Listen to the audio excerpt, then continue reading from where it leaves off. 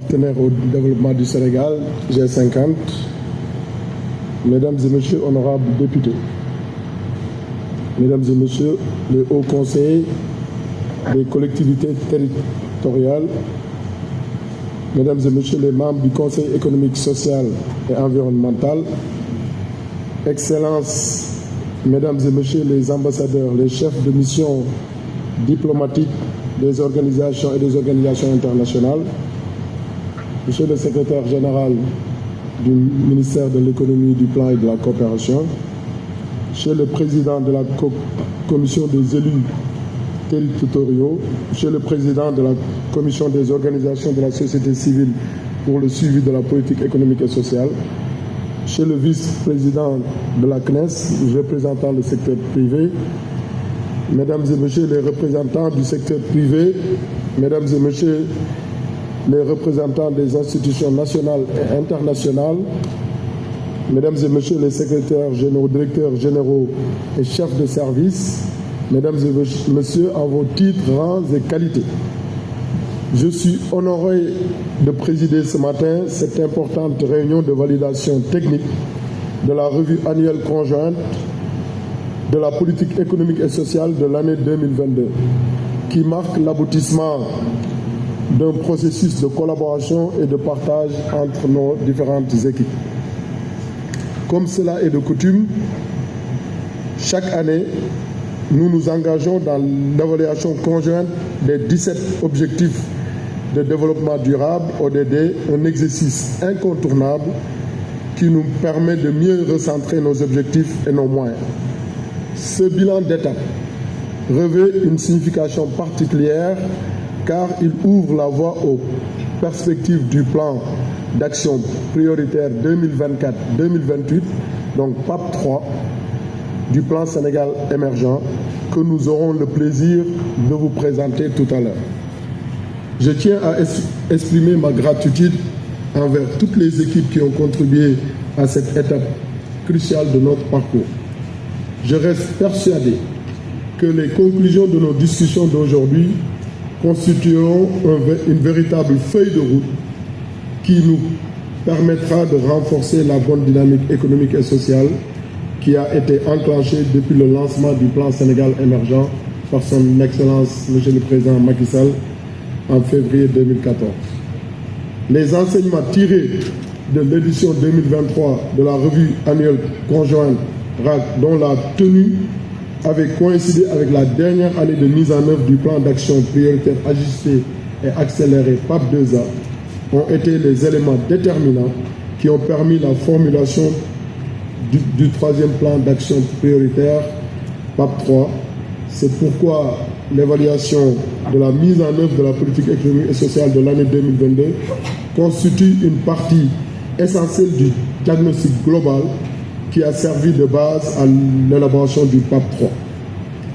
Mesdames et Messieurs, cet exercice de partage de la REP et du PAP 3 constitue l'aboutissement d'un processus participatif et inclusif d'élaboration et de suivi des politiques publiques et traduit la volonté du gouvernement du Sénégal de prendre en compte toutes les couches de la population et en particulier les groupes les plus vulnérables. Après presque 10 années de mise en œuvre du plan Sénégal émergent, des résultats fort appréciables que je souhaite partager avec vous ont été obtenus. Sur le plan macroéconomique, les résultats de la dernière décennie 2014-2023 ont permis de consolider notre économie avec une croissance moyenne annuelle pendant ces 10 dernières années de 5,3%, à comparer à 3,2% sur la période 2004-2013. Malgré les crises multiformes traversées ces 10 dernières années.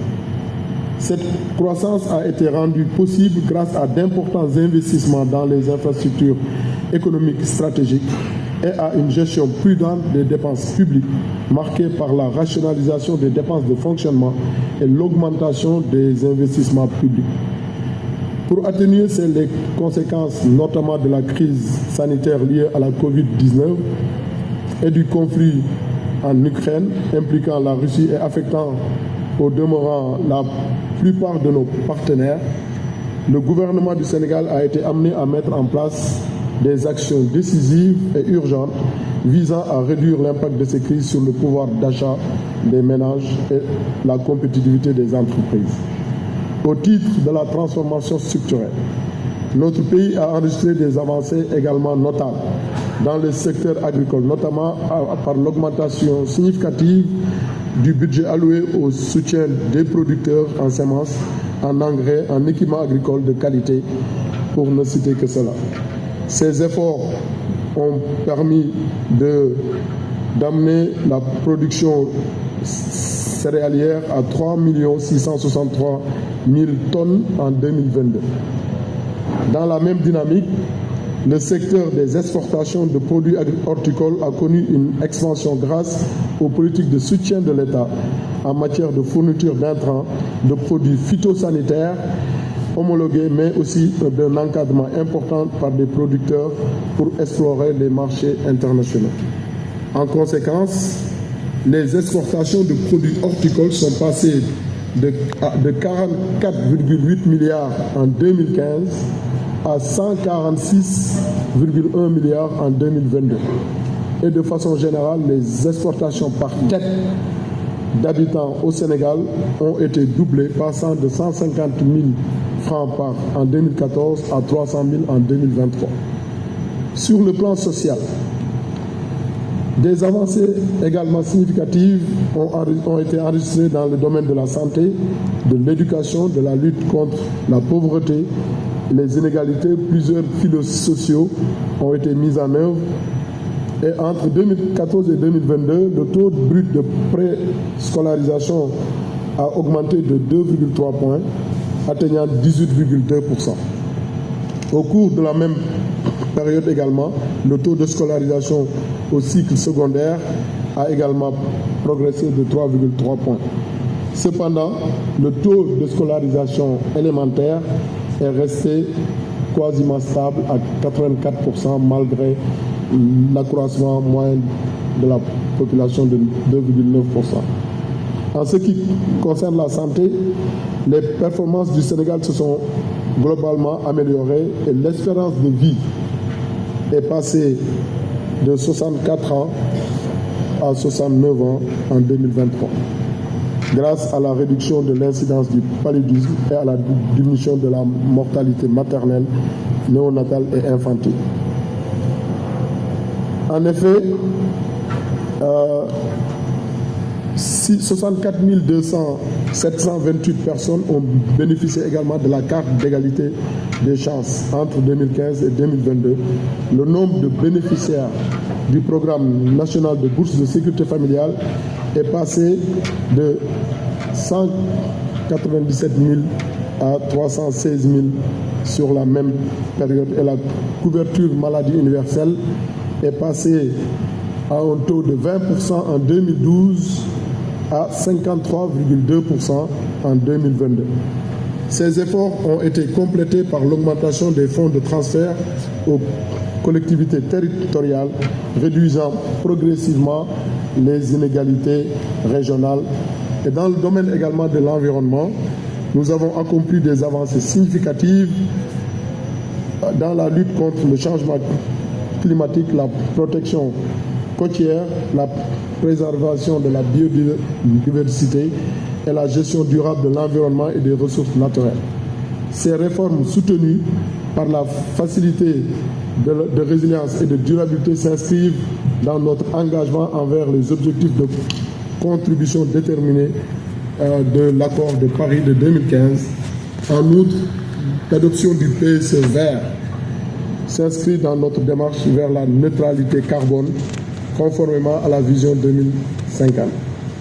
À cet égard, le Sénégal a renforcé significativement son mix énergétique qui est passé de 3% en 2012 à 30% sur la même période et a augmenté les superficies forestières de 10% depuis 2015.